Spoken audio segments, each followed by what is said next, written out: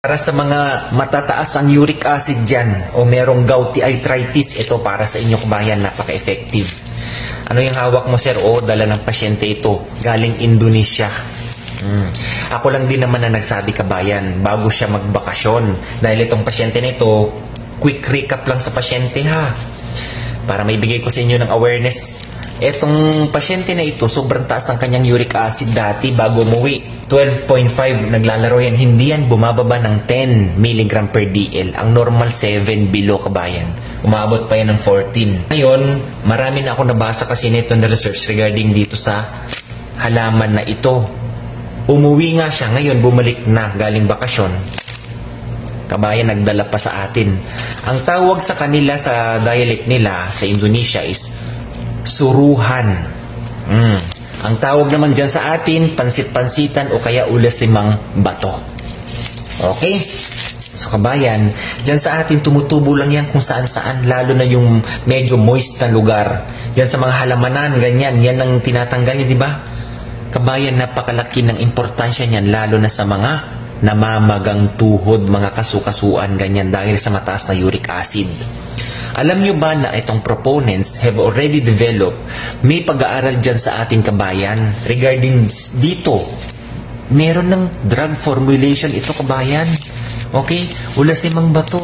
Ang extract kasi nito kabayan, nabanggit nila sa kanilang studies ay ito, targeted to cure, hindi po to treat. To cure. Iba ang ibig sabihin kasi ng to cure sa to treat. Okay? To cure hyperuricemia and gout. Effective nga. Alam niyo kung ilan na ang uric acid nitong pasyente nito ngayong araw na to? 4.3. Andyan sa system namin, no, kung gusto nyo tingnan. Baka sasabihin na naman, patient privacy. Awareness lang po ito ha. Hindi po ito medical advice kabayan ha. Pure information lang ito. Baka may magko-comment na naman. Ang scientific name nito kabayan, kung gusto nyong i-research, Peperomia pellucida. Ano ba ang meron dito sa Peperomia pellucida? Bakit napaka-effective sa bilang anti-inflammatory? Siyempre, gout, namamagayan, konting kahit hangin, napakasakit niyan, hindi po ba? Kahit kumot, kahit yung kulambo na madampi dyan sa mga tuhod nyo o sa mga paa nyo, napakasakit. Itong pansit-pansitan kabayan, ang sabi sa mga mostly na mga nabasa kong studies, it is safe for usage of food and herbal medicine. Pwedeng kainin yan as raw. Hugasan mo lang na maayos kasi malambot lang naman ito eh. Itong ginawa niya ito, pinatuyo niya talaga eh. Ang dami niya daw dalang ganito. Para at least kahit kakain daw siya ng mga pagkain matataas ang purine content, may pangontra siya. Widely used na ito kabayan as traditional medicine, okay? As cure. Dito sa mga may inflammation, gout, arthritis, wound healing, nakalagay sa kanilang mga studies, okay? Ngayon, ano ba yung mga compounds na nandito sa Peperomia pellucida o kaya ulasimang bato o kaya pansit-pansitan? Bakit napaka-effective? Una, it contains volatile substance, polyphenols, tannins, ayan, nakalagay lahat dito, flavonoids, saponins, alkaloids, terpenoids, name it, marami siya. Etong phenolic compound nito kabayan, pinangungunahan ito ng gallic acid. Ano ba ang importansya ng gallic acid? Stated. Okay. Itong gallic acid is a powerful antioxidant, anti-inflammatory, anti-neoplastic properties. At hindi lang yun kabayan. As stated sa mga studies, alam nyo ba, ang gallic acid compound has been reported to have a therapeutic activities in gastrointestinal, neuropsychological, metabolic, and cardiovascular disorder. Hindi nyo alam no, ano pang meron dito? Mataas ang quercetin nito kabayan.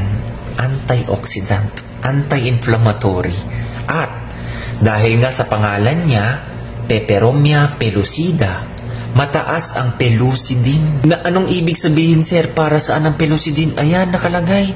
It is a compound with potent, napakalakas na antioxidant, anti-diabetic, anti-inflammatory, and anti-glycation activities. So, hindi lang para sa gout, kabayan. Kung ikaw din na merong diabetic, baka tinatanggal-tanggal mo lang ito sa gilid-gilid ng bahay mo. Okay? Pansit-pansitan. Ngayon at alam mo na, itong pasyente na ito, 3 times a day. Okay? Umiinom siya ng ganito. Etong binigay niya sa akin, sabi niya, "Sir, kung gusto mong inumin yan, maglagay ka lang ng 1 litro na tubig dito. Tapos 10 minutes mo pakuluan. Kung ano yung natira, yun ang iinumin mo." Actually, hindi ko naman iinumin ito, kabayan. Ibibigay ko sa pasyente ito. Kasi wala naman akong nararamdaman sa kalusugan ko, awa ng Diyos.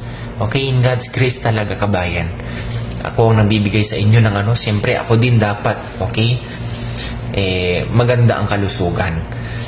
Ipapatry ko ito sa mga pasyente ngayon, kung sino yung may pinakamataas, yung ranking talaga ang kanyang uric acid na mataas, ibibigay ko to, ipapatikim po sa kanya ito. Okay? Based pala po sa pasyente ito, kabayan, ha? Ang sabi niya, nung pag-uwi niya ng January, 2 weeks na dire-diretso siyang uminom ng ganito, Nagpa-test siya sa kanila, nagiging 6 na lang yung 14. Okay, 6 milligram. And then the following week, ayun na, nag-5-4. Hanggang ngayon, 4 point something na lang ang kanyang uric acid. So kabayan, ha? Please, huwag nyo nang tanggalin yan sa bahay nyo. Pwede nyong kainin as raw veggies. Kung gawin yung salad, o kaya pakuluan nyo kung ayaw nyo ng salad. Awareness lang po ito, kabayan, na naway kapulutan ng aral, ha?